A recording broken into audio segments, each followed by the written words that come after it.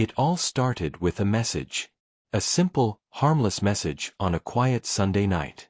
"Hey beautiful, I couldn't help but notice your smile. You seem like someone I'd love to get to know." Mark T. At 32, Alyssa wasn't exactly new to online dating, but she wasn't seasoned either. Divorced 3 years ago, she had finally felt ready to try again. And so, she'd signed up on a dating app her best friend swore by. Mark was different from the usual crop. No shirtless selfies. No sleazy pickup lines. Just a clean-shaven man in a navy uniform with ocean blue eyes and a gentle smile. His profile read, "Widowed. Father. Faithful. Looking for real love, not games." Alyssa hesitated. A widowed naval officer?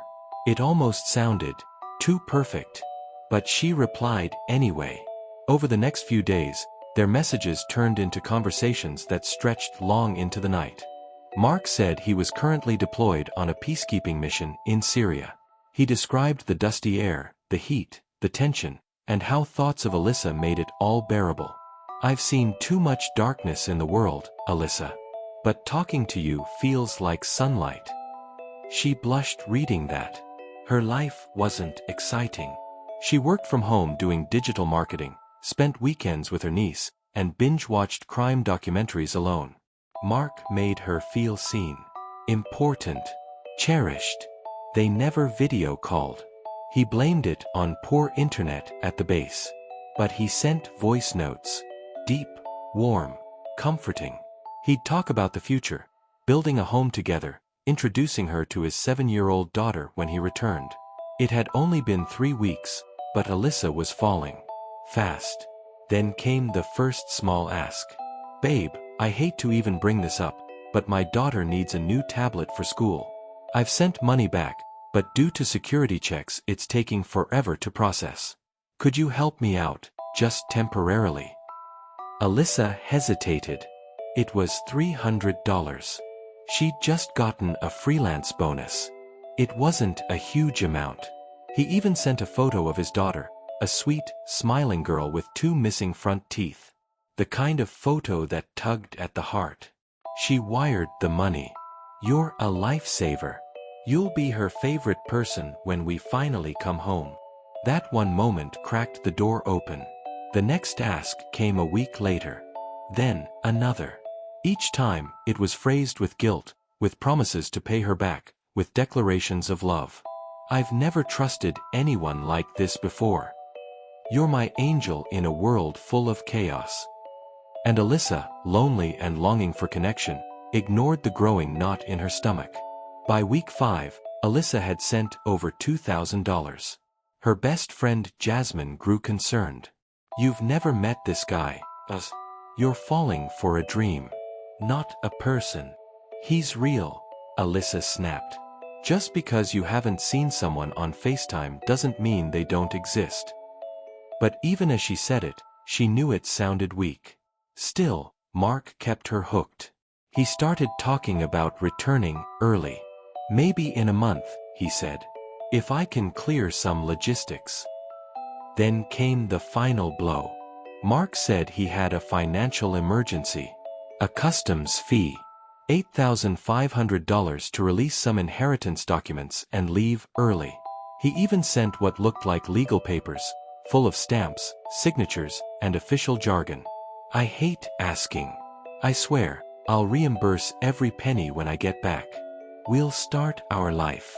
I've never loved anyone like this, Alyssa." Her savings weren't much, but she scraped together what she could. She even took a small loan. It wasn't just about money anymore. It was about not losing the man she thought could be the one. 3 days after she wired the money, Mark went silent. No voice notes. No messages. Nothing. Alyssa's stomach turned icy. She sent him desperate texts. "Are you okay? Please just say something. I'm worried sick." After 48 hours of silence, she called the international number he'd used once before. "This number is no longer in service." That night, she didn't sleep. The next morning, she did what she'd been too afraid to do weeks earlier. Reverse image search his profile photo. The results crushed her. It belonged to a retired Canadian naval officer. Married. Public Instagram. No idea who she was. Alyssa sank to the floor. Her hands shook. Her stomach churned. She'd been scammed. And worse, she'd truly loved him. Alyssa stared at her laptop screen, numb. The face she had grown to love, the man she had imagined a future with, was a complete stranger. Worse, he was real, just not hers. Married. Living a full life with no idea his image had been stolen to trick a woman thousands of miles away. Her breath trembled. Her inbox was full of "I love you" messages from a ghost. The silence now felt cruel. That morning, she did something else she hadn't dared before. She Googled romance scam voice notes military Syria. The search results flooded in: forums, Reddit threads, victim support groups. Different names. Same story. Same exact tactics. And then she found it. A voice note. The voice note. The one she'd saved from Mark. A man saying, "You're my sunlight in this darkness."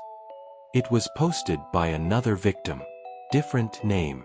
Same words. Same voice. The man Alyssa loved wasn't just fake. He was scripted. Tears burned her eyes. She wanted to scream. To rage. To warn the world. But shame tightened around her like a noose. She couldn't tell her family. She didn't want Jasmine to say, "I told you so." She felt stupid. But slowly, curiosity overcame fear. Alyssa joined a private Facebook group for romance scam survivors. Thousands of women. Different countries. Different ages. Same story. Some had lost $500. Others had mortgaged homes. One woman had attempted suicide. Alyssa wasn't alone. And in that strange digital sisterhood, she found something unexpected: clarity. One group member named Carla messaged her privately. Did he ever say he had a daughter and needed money for a tablet? Yes. Did he say he was based in Syria but couldn't video call? Yes. Carla sent her an email address. He's been traced. We believe his real name is Victor Okocha. Nigerian. He's part of a romance scam ring in Lagos. They use military personas to gain sympathy and use scripts and templates for different types of women. Alyssa's heart dropped. All those late-night talks. All the "I miss yous." All those "baby I love yous." They were probably being copied and pasted from a playbook. The heartbreak was real. But so was the betrayal. Alyssa filed a report with the Internet Crime Complaint Center, IC3, and her local police. She submitted every piece of evidence: emails, WhatsApp chats, money transfer receipts, the voice messages. The officer who interviewed her was kind, but honest. These rings are smart. They use VPNs, fake numbers, ghost accounts. It's hard to catch them. But what you're doing helps build a case. And maybe, eventually, it'll catch up to them. It wasn't the justice Alyssa had hoped for. But it was something. As weeks passed, Alyssa became more isolated. She stopped checking dating apps. She stopped smiling at strangers. Trust had become foreign.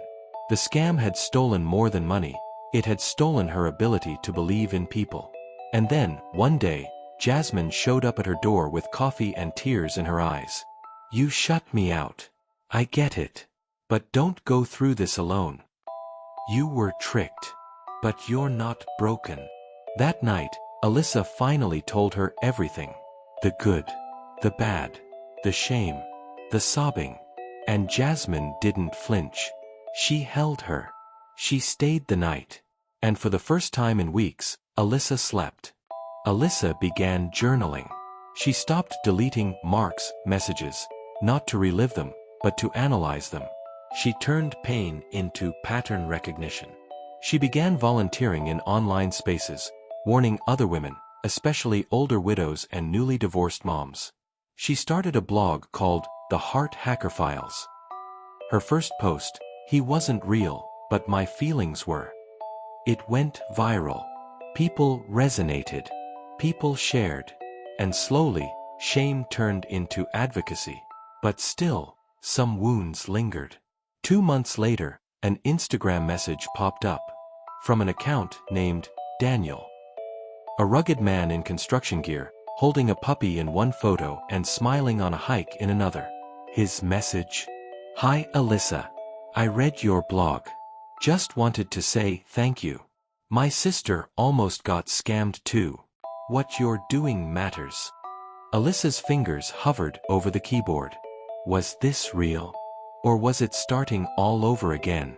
Alyssa didn't reply to Daniel right away.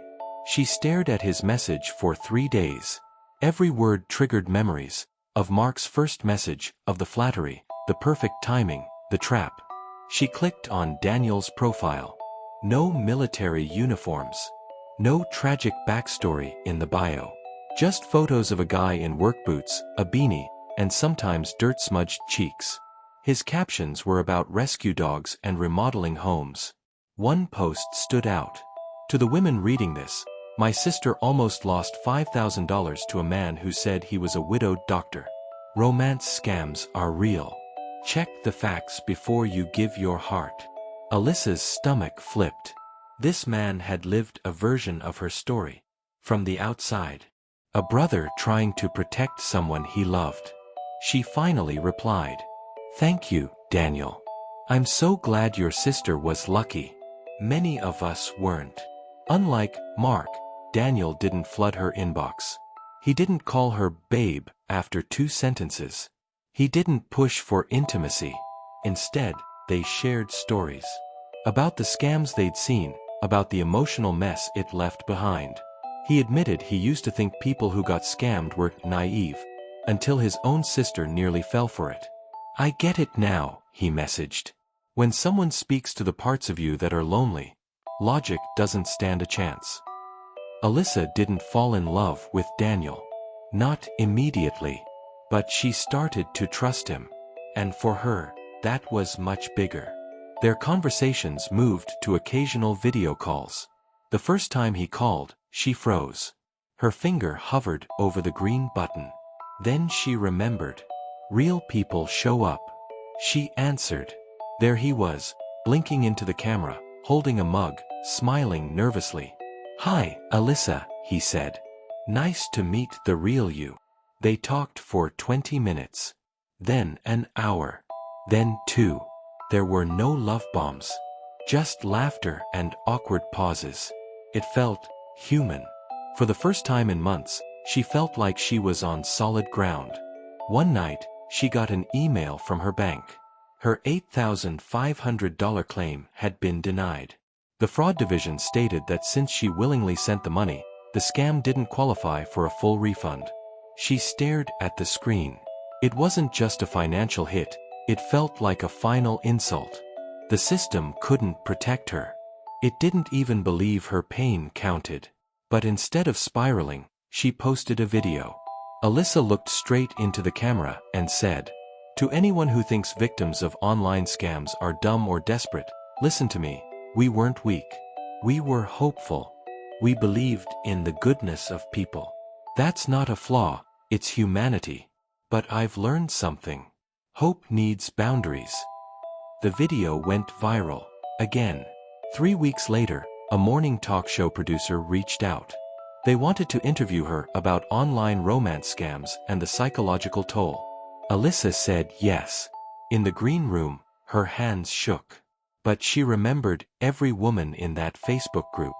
Every victim who had messaged her in private. Every man who said, no one would fall for that. She was no longer telling her story for herself. She was telling it for everyone who felt too ashamed to speak up. The segment aired.